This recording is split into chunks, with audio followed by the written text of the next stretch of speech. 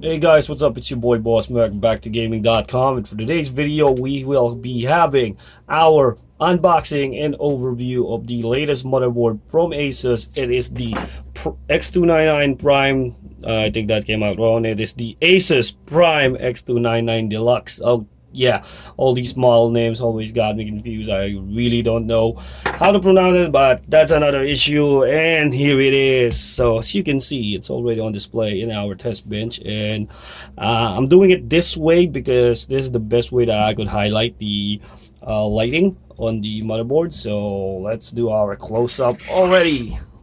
All right, so this is the how we're gonna start it off, just so you can see the lighting effect on the I don't know, this is the heatsink or just the IO shield right there. And also we have one on the PCH. So those does RGB flow or whatever. It is Aura Sync compatible. You can set those up in the Aura software in Windows, and it also works on our Trident C RGB memory. And as you can see, this one has a LCD, a little tiny screen right there in the middle of the board.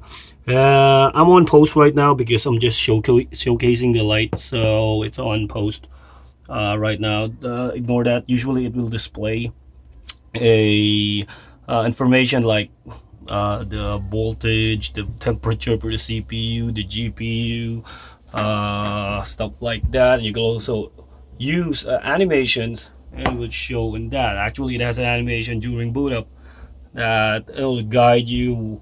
There's a display on one side for the lights if it's booting up the CPU, the GPU, the memory, the HDD, stuff like that. It will also reflect that in this little LCD screen. This is called the ASUS Live Dash, and basically that's what it does. So let's go ahead and do our standard stuff. Let me just do a quick readjust of our camera. No, yeah, just gonna wing it right here. And here we have the box for the ASUS Prime X299 Deluxe, and this is part of the launch stack for X299 motherboards for ASUS, and this comes out alongside the TUF series. I think it's also called the X299 Sabertooth, I think. And we use the camera a bit. And okay, going back, there's also the ROG Strix X299. So focusing on this one, the Prime series is actually the more mainstream offering from ASUS. It's dedicated more for not really budget consumers. It's more of a mainstream class, more of the power users, professionals, people who don't really need the gaming features but still want a quality board. This is what they were going for with ASUS on their Prime series motherboard. So let's start off with the packaging. Here we have a glamour shot of the product with the lights all lit up right there, even without a processor. Just kidding. We have words and pictures right there, the model name right here, and this is actually a flip out cover, which reveals nothing because the board is already outside. And here's a bit more details about our motherboard. Some details we can see right here. Let me do a quick adjust on the camera so you can see what's going on. And it goes through to describe the Aura Sync, the U.2 connectors. This thing has a lot of option for U.2 and M.2. So it also has a Realtek S1220A. So normally you would get the ALC 1220. So this one has a bit more refinement, just like what they have for Gigabyte. It also uses an ALC 1220. They just amp it up with ESS Saber 9108 DAC. So yeah, I think most of the brands are just going for that instead of bundling creative or whatever sound solution. And those are the other things that's included. It's got built-in. This is the first motherboard I think to include a Wi-Fi 802.11 AD. That is a new standard for Wi-Fi speed, and I think it will go up to, it says so right here, 4.6 gigabit per second. So that is really fast. So moving right along, we have X299 on this side, X299 Deluxe on this side, more X299. Its name is right here, and on the back, words and pictures, stuff like that. And yeah, so yeah, it's just another feature rundown. We got the fan hub. We have really stylized antenna. I really like this part, which we will touch in a bit. And it also includes a Thunderbolt EX expansion card, which is really hard to find these days, and I don't think ASUS is selling it separately anymore. So they just what do you call this, they just bundle it with more of their Prime series. Used to be it's the Deluxe series, but they changed it to Prime. So important thing to note about the X299 series, it introduces VROC, Intel VROC. So it's virtual RAID on CPU. So it's a little tiny chip that you buy separately, and you plug it in a port on the motherboard, and it enables like more advanced RAID on the board. So that's specifically maybe for those looking for really fast storage solutions on top of what they already offer. From the demo we've seen at Computex, we've seen demonstrations that show us around 9,000 megabytes or whatever. But still, it's really fast performance. And on top of that, we also have Optane support. We have a dedicated Optane memory what do you call this, review. We have the 32 gigabyte Optane memory right here, which we will test on this motherboard, but that's for another topic. So let's get onto our unboxing, and probably just gonna cut away and get rid of our motherboard at the back so we can do a better overview. And we're back, and here is the box. So we'll get started with our unboxing. So as we've already seen, just gonna slant it this way because the display is over at that side. So this is the motherboard tray, and this is the accessory compartment. Let's start off the right, and on this side we have the little itty bitty expansion cards. This actually, you can actually take this out, and we have the Thunderbolt EX card right here.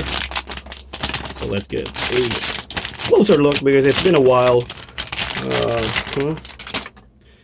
And that's your Thunderbolt EX 3 card expansion card right there. It offers right there. Offers USB 3.1 Type A mini display port input, so you can just daisy chain your display by the Type C Thunderbolt connector right here. So this works with USB 3.1 Type C and Thunderbolt 3 Type C, but you cannot on normal motherboards you cannot use Type C Thunderbolt devices on USB alone. I mean USB only connector. So do take note of that. That's why they're including this separately for those looking for Thunderbolt support. And you will need a little connector to the board to connect this in the header in the board and on this card.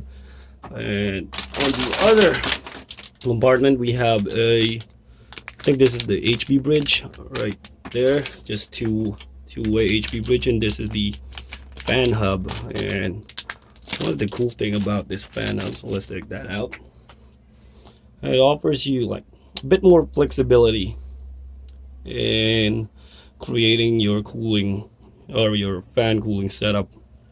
So as you can see right there, you got a couple of fan headers that you could connect to, and it's slanted, so you can just slap it onto the board, and it will require a Molex connector to power. And that's it for your expansion cards. Right underneath that box you have a ton of documentation. So you have the installation disc, the Thunderbolt EX installation disc, a discount card for a cable mod cables right there. And I'm just gonna flash this so you get the coupon. Alright, screenshot that, courtesy of ASUS. Alright, and we have the fan extension card right there and a bunch of documentation. So always read your manual and everything, all that good stuff. And that's it for the right side compartment. We all move over to the left side, which has a ton of other good stuff. We have the three-way Sli bridge connector. I don't know if this is HB, but do take note, the NVIDIA 10 series officially supports only two-way SLI, so this is mostly used for benching because the new Radeon cards don't really need bridges.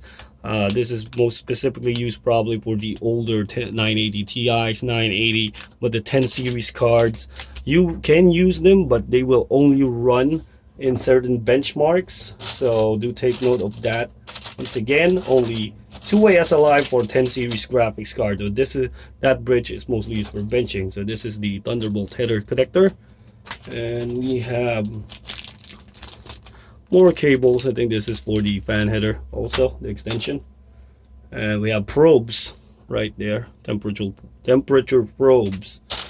We have the mini display port. This is one you connect to your VGA card, your graphics card, and you input it by the mini display port on the expansion card, so you can use it to cascade to your Thunderbolt Type C devices.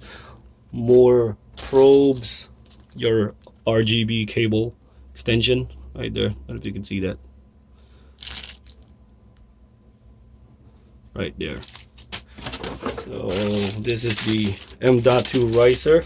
As I drop the screw for it, this is an M.2 riser, so you can pop your M.2 like vertically. And here are the connectors for it, the screws to it, the I/O shield. Once again, some of the high-end motherboards do have their I/O shield already pre-installed. This one does not, so it comes separately, and it's done in silver with some diagonal lines for aesthetics, basically nothing special.